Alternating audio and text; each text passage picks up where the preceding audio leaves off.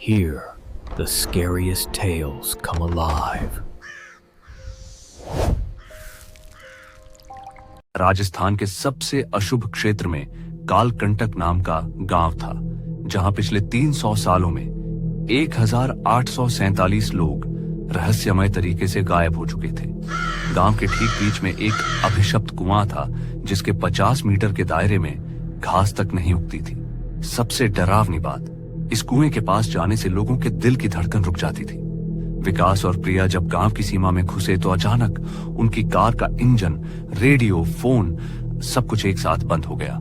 हवा में एक भयानक सन्नाटा था, जैसे पूरा गांव मर चुका हो। यहाँ कुछ बहुत गलत है विकास, मुझे लग रहा है जैसे कोई हमें देख रहा है, प्रिया ने कांपते हुए कहा। गांव के लोग उन्हें इस तरह घूर रहे थे जैसे वे कोई पवित्र भूमि पर चलने वाले पापी हों। एक बूढ़ी औरत ने अपने मुंह पर हाथ रखकर फुसफुसाया, नए प्राण आ गए, कमला माई की 300 साल की भूख मिटेगी। जैसे ही सूरज डूबा, पूरा गांव एक कब्रिस्तान बन गया। हर घर से दिया बुझाने की आवाज आई और फिर पूरा सन्नाटा। रात के ठीक 11:59 पर सारी घड़ियां एक साथ रुक गईं।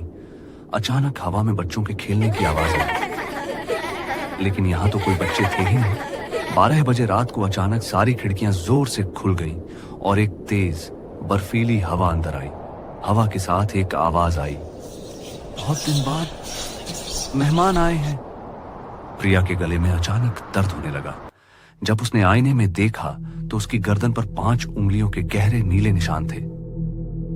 विकास, मैंने अपना गला नहीं दबाया था, ये किसने किया? प्रिया की आवाज में दहशत थी। तभी कमरे की दीवार पर एक छाया दिखी। यह कोई सामान्य छाया नहीं थी, यह तैर रही थी। इसके बाल जमीन तक लंबे थे और हाथ इतने लंबे थे कि वो फर्श को छू रहे थे। सबसे भयानक, यह छाया उनकी तरफ हंस रही थी, एक ऐसी हंसी जो कानों के अंदर तक चली गई। अगली सुबह गांव का मुख्य पुजारी बाबा गुरुदास कांपते हुए आया। उसके बाल एक ही रात में सफेद हो गए थे। बेटा, कमला कोई इंसान नहीं थी, वो एक डायन थी जो शैतान की बेटी थी। 300 साल पहले जब वो इस गांव में आई तो रोज रात को 10 से 15 लोग मर जाते थे। वो गर्भवती औरतों का पेट चीरकर जिंदा बच्चों को निकालती थी। उन बच्चों का खून पीकर वो अमर रहती थी। जो मर्द उसके पास जाता था, सुबह सिर्फ हड्डियों का ढांचा मिलता था। जब गांव वालों ने उसे पकड़ा तो वो मरते समय भी हंस रही थी। उसने कहा था, मैं हर 100 साल बाद वापस आऊंगी और जब तक इस गांव का नामो निशान नहीं मिटाऊंगी तब तक चैन नहीं मिलेगी। तब से हर 100 साल बाद कमला वापस आती है और हर बार वो पहले से ज्यादा ताकतवर होकर आती है। दोपहर में विकास हिम्मत करके कुएं के पास गया। जैसे ही वो 10 फीट के दायरे में आया, उसकी सांस तेज हो गई और दिल की धड़कन दोगुनी हो गई। कुएं के अंदर से आ रही आवाजें, छोटे बच्चों का रोना, औरतों की चीखें, बचाओ, हमें यहां से निकालो की आवाजें। जब उसने फोन की फ्लैशलाइट जलाकर तस्वीर खींची तो फोन की स्क्रीन पर जो दिखा वो किसी दूसरों की से भी डरावना था। कुएं की दीवारों पर हजारों हाथों के निशान थे जो खून से बने थे। हमने बचाओ लिखा था हर तरफ। और सबसे डरावना, एक औरत का चेहरा कैमरे की तरफ मुस्कुरा रहा था। उसके दांत नुकीले थे और आंखें पूरी तरह काली थीं। जब विकास ने वो तस्वीर प्रिया को दिखाई तो उसने चीख कर फोन दूर फेंक दिया। तस्वीर में अब वह औरत और भी साफ दिख रही थी और वो अब अपनी जीभ बाहर निकाल रही थी। रात के ठीक 3:35 1:30 हो। कमरे का तापमान अचानक इतना गिर गया कि उनकी सांसों से बर्फ के टुकड़े निकलने लगे। दीवार पर अपने आप खून से लिखावट दिखाई दी, 300 साल की भूख अब मिटेगी। तुम्हारे अंदर जो जान है वो मेरी है। कल रात तुम दोनों मेरे साथ हमेशा के लिए यहीं रह जाओगे। तभी प्रिया की सांस रुकने लगी। कमरे में एक काली आकृति हवा में तैर रही थी। इसके बाल हवा में लहरा रहे थे और आंखें लाल जल रही थी। कितना मीठा खून होगा तुम्हारा। मैं 300 साल से इसी दिन का इंतजार कर रही थी। एक कर्कश डरावनी आवाज ने कमरे को हिला दिया। अचानक हवा में 50 से 60 बच्चों के रोने की आवाज आई रही। यह आवाजें सब तरफ से आ रही थी, जैसे पूरा कमरा मरे हुए बच्चों की आत्माओं से भरा हो। सुबह 4:44 सुबह पर, एक अशुभ समय। विकास की आंख खुली तो पूरा बिस्तर खून से भीगा हुआ था, लेकिन प्रिया कहीं नजर नहीं आ रही थी। कमरे में जो दिखा वो किसी हॉरर फिल्म से भी डरावना था। दीवारों पर नाखूनों के गहरे निशान थे, छत पर बचाओ मुझे खून से लिखा था, फर्श पर बाल बिखरे थे और कपड़ों के फटे टुकड़े थे। खिड़की के शीशे पर अंदर की तरफ से हथेलियों के निशान थे। बाबा गुरुदास भाग कर आया। कमला ने तेरी पत्नी को ले लिया है। रात भर पूरे गांव में चीखने चिल्लाने की आवाज आती रही। ये कमला के जागने का संकेत है। अब सिर्फ एक ही रास्ता है, तुझे आज रात कुएं में जाना होगा। लेकिन याद रख, अगर सूर्योदय से पहले तू वापस नहीं आया तो कमला तुम दोनों को हमेशा के लिए अपने साथ रख लेगी। रात के 11 बजे विकास ने कुएं में जाने का फैसला किया। जैसे ही वो रस्सी से नीचे उतरा, हर फुट के साथ डर बढ़ता गया। 0 से 10 फीट, हवा में सड़े मांस की गंध और दीवारों से खून टपक रहा था। 10 से 20 फीट, बच्चों के रोने की आवाज तेज हो गई और कोई उसकी रस्सी को नीचे खींच रहा था। 20 से 30 फीट, वापस जा, यहाँ मत आ, तू मर जाएगा। एक डरावनी आवाज में 30 से 40 फीट, दीवारों पर जिंदा हाथ हिल रहे थे और उसे पकड़ने की कोशिश कर रहे थे।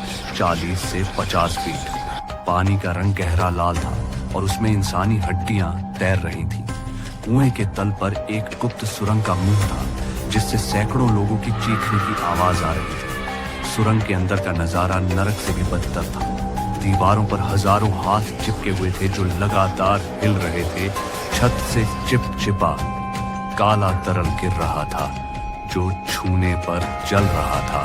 फर्श पूरी तरह इंसानी हड्डियों से बना था जो चलने पर टूट रही थी। हवा में सैकड़ों आत्माओं की आवाजें गूंज रही थी। सुरंग के अंत में एक विशाल कमरा था जहां कमला अपने काले सिंहासन पर बैठी थी। कमला का रूप देखकर विकास की सांस रुक गई। उसका चेहरा खूबसूरत था, लेकिन आंखें गहरी, काली और खाली थी। बाल जमीन तक लंबे और हवा में तैर रहे थे। हाथ पैर सामान्य से 2 गुने लंबे थे। दांत नुकीले थे और मुंह से काला खून टपक रहा था। 300 साल बाद आखिरकार मेरा शिकार खुद मेरे पास आया है, कमला ने भयानक हंसी। एपिसोड 9, जीवन मृत्यु का अंतिम संघर्ष। प्रिया एक कोने में जंजीरों से बंधी पड़ी थी। उसका चेहरा पीला पड़ गया था और सांस बहुत धीमी चल रही थी। कमला हवा में तैरते हुए विकास के पास आई। उसके पास आते ही हवा इतनी ठंडी हो गई कि विकास के होंठ नीले पड़ने लगे। अब मैं पहले तेरी पत्नी का दिल निकालूंगा, फिर तेरा, और फिर तुम दोनों हमेशा के लिए मेरे गुलाम बनकर यहीं रहोगे। कमला के नाखून अचानक 10 इंच लंबे हो गए और उसकी आंखों से लाल आग निकलने लगी। तभी विकास को अपनी दादी का दिया हुआ हनुमान चालीसा का ताबीज याद आया। जैसे ही उसने ताबीज खोला और हनुमान चालीसा पढ़ना शुरू किया, पूरा कमरा अचानक सुनहरी रोशनी से भर गया। नहीं, यह प्रकाश नहीं, मैं जल रही हूँ। 300 साल की तपस्या बर्बाद हो रही है। कमला की चीख इतनी तेज थी कि पूरी सुरंग हिलने लगी। कमला का शरीर धुएं की तरह गलने लगा। उसके चीखने से सुरंग की दीवारें दरकने लगी और बड़े बड़े पत्थर गिरने लगे। यह अंत नहीं है, मैं वापस आऊंगी और जब आऊंगी तो तुम सबको एक एक करके मारूंगी। कमला की आखिरी चीख हवा में गूंजी। विकास ने प्रिया को उठाया जो धीरे धीरे होश में आ रही थी। पूरी सुरंग अब ढाने लगी थी। कुएं से बाहर निकलते समय विकास को लगा कि हजारों अदृश्य हाथ उसे वापस खींच रहे हैं। आखिरी क्षण में जब वे कुएं से बाहर निकले तो पीछे से एक जोरदार विस्फोट हुआ और कुआं पूरी तरह बंद हो गया। अगली सुबह जब वे गांव छोड़ रहे थे तो प्रिया अभी भी कमजोर थी। उसकी गर्दन और हाथों पर गहरे नाखूनों के निशान थे। विकास, वो अभी भी यहाँ है। वो मुझसे कह रही है कि अगली अमावस्या की रात को वो और भी ताकतवर होकर वापस आएगी। प्रिया की आवाज में अभी भी डर था। बाबा गुरुदास ने आखिरी चेतावनी दी। ताबीज की रोशनी से कमला सिर्फ कमजोर हुई है। आज भी उस गांव में रहस्यमय घटनाएं होती रहती हैं। रात में कुएं की जगह से जमीन के अंदर से चीखने की आवाज आती है। अमावस्या की रात को पूरा गांव खाली हो जाता है।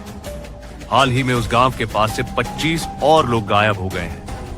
स्थानीय लोगों का कहना है कि कमला अब पहले से भी खतरनाक हो गई है और सबसे डरावनी बात, पिछली अमावस्या की रात को वहां से 5 किलोमीटर दूर एक और कुआं मिला है जिसमें से वही आवाजें आ रही हैं।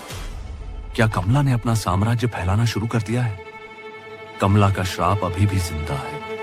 वो अभी भी इंतजार कर रही है अपने अगले शिकार का।